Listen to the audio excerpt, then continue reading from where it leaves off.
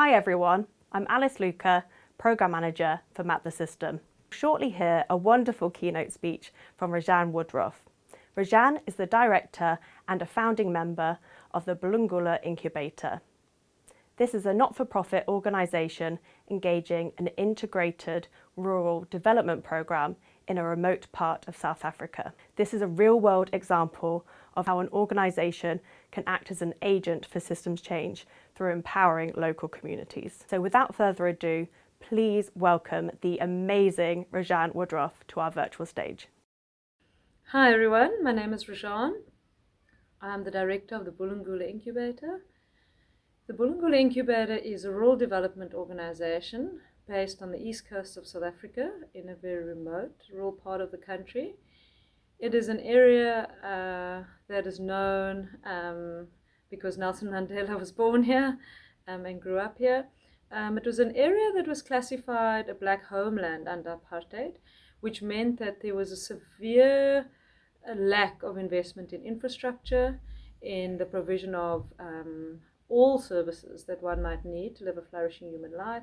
So access to education, sanitation, water, electricity, and healthcare was severely underprovided, practically non-existent. We started our work in this area. The very first project that we started when I first came to the area was in 2004. That was the Bulungula Lodge, which is now 100% owned and run Backpackers Lodge in the community. And we launched the Bulungula Incubator nonprofit in 2007. The organization started essentially as a crisis response organization. We found that a third of the babies had died of diarrhea when we first started our work, and that was because of lack of access to clean drinking water. So child mortality rates were off the scale. And we then developed our through the years, we then developed an integrated rural development strategy that began pre-conception through to career. So we now run projects in education, healthcare, sustainable livelihoods, youth development, in job creation that starts really from birth all the way through to the career stages of life. I wasn't born in this area. I was born in Cape Town, which is one of the large cities in South Africa. And I was born in what was known under apartheid as a coloured township on the Cape Flats in South Africa, in Cape Town. And our family had been forcibly removed from District 6 when the apartheid spatial laws came into existence in the 1960s. So in the late 60s, early 70s, mixed race, or what was called coloured, classified coloured, under apartheid, our family and our community were forcibly removed from our home in District 6 to the Cape Flats, where communities had come from all around the country and been moved to these areas where they were essentially very broken communities. And I grew up in an area that is still today one of the it has the highest incidence of gang violence, and I grew up thinking that this is what life was like, this is what communities were like. But essentially, the reason that you had so much violence was because communities just didn't know one another. And I realized that after I came to live in the area where I live now, in Bulungula, where you have communities that had lived together for thousands of years. They weren't forcibly removed here. This is where these communities lived for time immemorial, but the entire area was cut off and classified a black homeland. So the contrast between broken communities that were forced together and weren't able to develop cohesion, and communities that were incredibly cohesive and interconnected, that was an enormously stark contrast for me to realize. And I was in awe of the way that communities operated in an area where they had deep history and where they were so interconnected and where they were able to make decisions cooperatively, with consensus, and how far that could take you. Communities here are reliant on one another. They are incredibly resilient, and I was in awe of that resilience.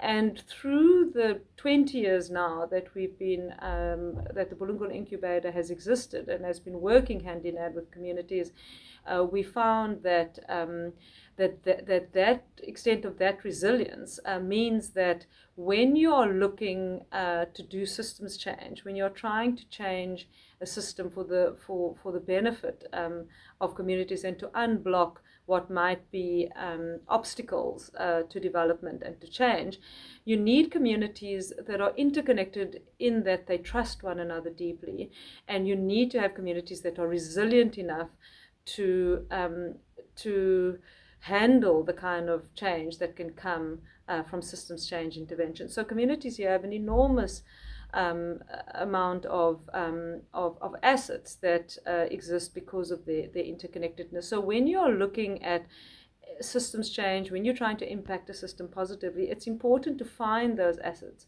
that communities might have and then use those assets to provide the basis for the development work that you're trying to do. The other lessons that I learned were that remaining proximate to the communities that you are trying to impact is incredibly important. It is important to have deep knowledge of what is going on the ground, why people are motivated to behave the way that they do, why they live the lives the way they do. And you can only do that if you remain proximate to the communities that you work in. I've lived here as a community member since 2009. And we've had many projects that have had successes, and many of them have failed. And those failings you learn by remaining proximate and by walking through the last mile with the communities that you are trying to bring social impact change to. Also, I learned that sometimes you are the person in the room that might know the least about what's going on. I studied at UCT as well, won the Map the System competition last year. I studied business science with a major in economics. I'd worked in the finance industry for 10 years before I came here in 2009 to do this work full time. So my career, half of my career was in the finance industry and the other half as a development professional. And it was very instructive to realize that you can do your project planning incredibly well. You can plan your activities. You can do your business plan really well, but you might still not understand some key factors in what's going on the ground, and you can only do that when you're really proximate to communities that you're trying to impact. I'll give you one example. We had done some training around why breastfeeding was important for your children, and we had some young women in the training, and they were all happy with the training. They all agreed that they would now do breastfeeding with their babies, and that they understood why it was better. And I saw one of the young women a few days later, and saw that she was still feeding her child with formula milk, and the father was there as well of the child, and he said, well, the reason why we feeding the child formula is because I buy the formula, and that's what I can contribute to being part of my child's upbringing, which was an amazingly special thing for him to say. But of course, there are many things that fathers can do in their child's lives, in their child's upbringing. But understanding that that was a crucial point and that was something that was important to him, we could then work with it. But an entire project around healthcare and breastfeeding in children's life can fall over if you don't know why people are motivated to do what they do. The other point that is very important is the time variable. So I've worked with many organizations, and we've worked on many projects where you do all your planning correctly with the activities that you're doing. You have your project plans, your forecasts, everything's done well, but your time variable is not correct. So people will say, oh, this project's not working. And it's not that it's not working, it's that it's not working yet. So to give you one example, we have a young woman called Siam Tanda. That is a real name. I have permission to use her name and to tell you her story. And she was part of the inaugural class of our very first preschool that we started in the area. There was no access to early childhood development at all, no preschools at all. We opened our first preschool in 2009, and she was part of the inaugural class. And she then went on to benefit from our e-learning program, which we do with the government primary schools in the area in mathematics and English. And she started at the Bulungula College in 2019, which was the high school that we built, because there was no high school in the area before. She graduated from the Bulungula College in 2021, and she now works for the Bulungula Incubator in the same programs, teaching mathematics and English to other people, to other children in the community. And so that is a lifetime of work. And it took a lifetime in order to make the impact that is needed to have a flourishing human life. So change takes time, and deep sustainable change takes time. We are a grassroots organization, but we have been, because of our experience, we've been asked by the Auditor General in South Africa to participate in the conversations about how they can impact communities. We've been asked by the Department of Health to document our model for rural healthcare. That could be considered while there's planning being done for the national health insurance in South Africa. We've worked with the Department of Social Development on looking at applications for early childhood development centers, which have contributed to some partner organizations.